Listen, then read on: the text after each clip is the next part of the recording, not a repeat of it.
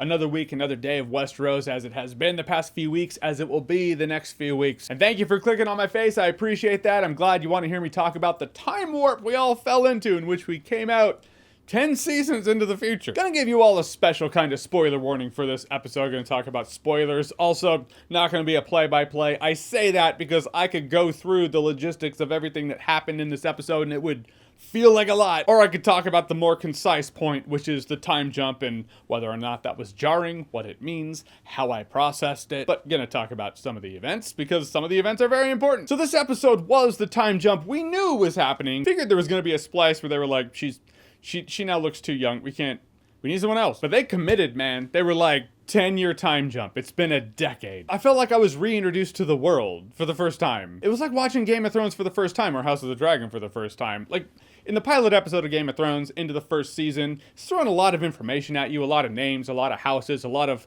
alliances and allegiances, and you're like, this is kind of melting my brain, but it needs to do that to set up the world, which kind of makes it fun going back when you know who the names are at that point. You're like, oh, okay, I'm just taking it in like a boss. Had not felt that in Westeros again until the first episode of House of the Dragon. I was like, okay, new people, 200 years in the past, new allegiances, let's go. And usually in a show, a few episodes in, it starts to mellow out. You know the names, you know the faces, you know the allegiances. This show was like, nope, and just flips it like a Monopoly board. And I was like, who are all these kids? The relationships have changed. The Queen Allison is she's far more self-serving, at least outwardly self-serving, than she seemed before. Renera fucking hates her guts. Dude, the first scene, Renera gives birth, and she's like, all right, I'll go see the fucking queen. I was like, I mean, who hasn't been like, I'm gonna call in for work. I have a bit of a headache. It's not a migraine. I'm not feeling it. She's like, I will blast at a kid, hold the kid, and be like, all right, I'm here.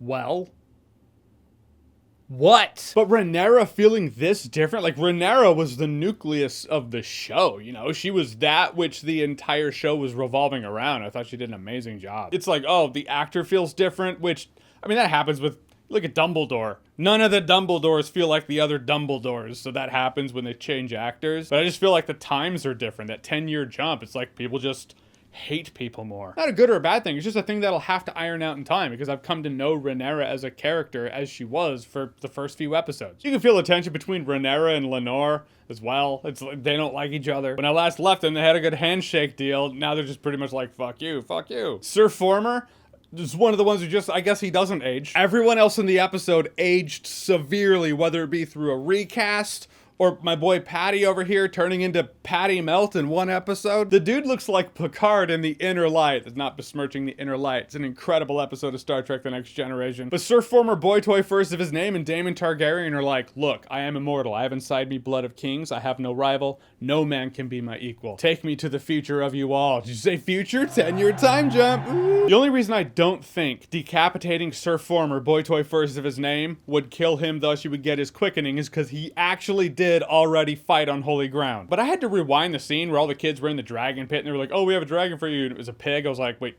who are these kids? What are their names? I just had to watch it twice. What can I say? I mean, later on, the episode would more forwardly tell you who they were. I didn't know that. I just thought I missed something. I did appreciate the scene with the dragon because I feel like the dragons, they were talked up pretty big, right? Before the show came out, they were like, we're going to have all the dragons feel distinctly different. And now I'm like, I mean, they're dragons. I feel like I know more about the relationship between the Na'vi and the Ikran than I know about the dragons and the people who reside within what is known as the House of the Dragon. I just find that strange. So I like seeing a bit more about dragons and finding out a bit more about them. But the meat of this episode is the fact that Renera's children strangely don't look like the father. So the queen's telling her son Aegon, like, you're going to be king one day.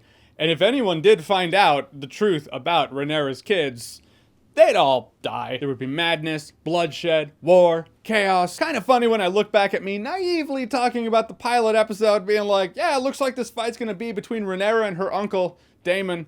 obviously, and there's much more in play than that now. But there was so much that happened in this episode, it almost felt like the show was like, oh, we gotta make up for lost time. We lost 10 years. I mean, the Damon and Lena thing, I wanted to know more about it. It's like the most relationshipy talks he's ever had with somebody. I mean, he's still Damon Targaryen to his core, but I felt like there was more there to show and more there to talk about than I got in this episode. I mean, there were pregnancy complications. It's pretty much what happened with the queen in the first episode. Damon was told, like, hey, you can cut the baby out. We know for a fact that does work.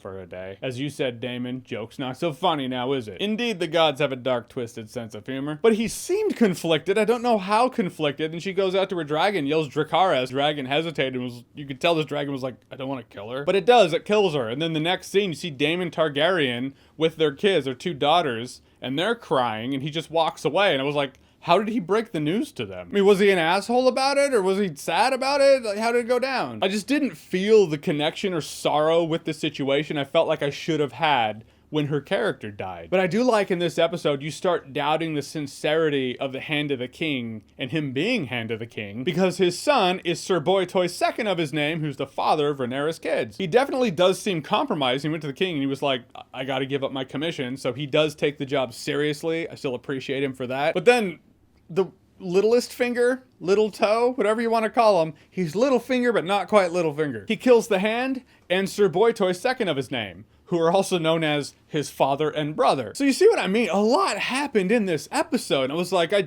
have no time to process it before it moves on to the next thing. There could have been a whole episode in between people being hired and having their tongues cut out, then going to kill the folks. This episode, episode 6, I felt was the uphill battle. It's a time jump so severe you feel like you're dealing with different characters and different dynamics among the other characters when you felt you thought you knew what the dynamic was before the time jump. To your credit, or my credit, or both, we did, but now the dynamic's different. I guess it's the best way I can say it. This felt like a season premiere. But I am looking forward to next week. And I've seen the comment section, people are like, obviously he doesn't watch the next week. I don't. I usually don't do that. I don't like knowing what's coming next week. But in this particular case, I was like, I want to know what's coming next week. There's a character coming back. I'm glad to see the character coming back, but still digging the show, clocking in every week because it is the best show that I have to look forward to week to week. All right, so House of the Dragon, episode 6. Have you seen it? Did you feel the time jump was too jarring? Were you just right there where you're like, nope, I got it, let's press on? Whatever you think, comment below, let me know. And as always, if you like what you've seen here and you want to see more, click right here to see more.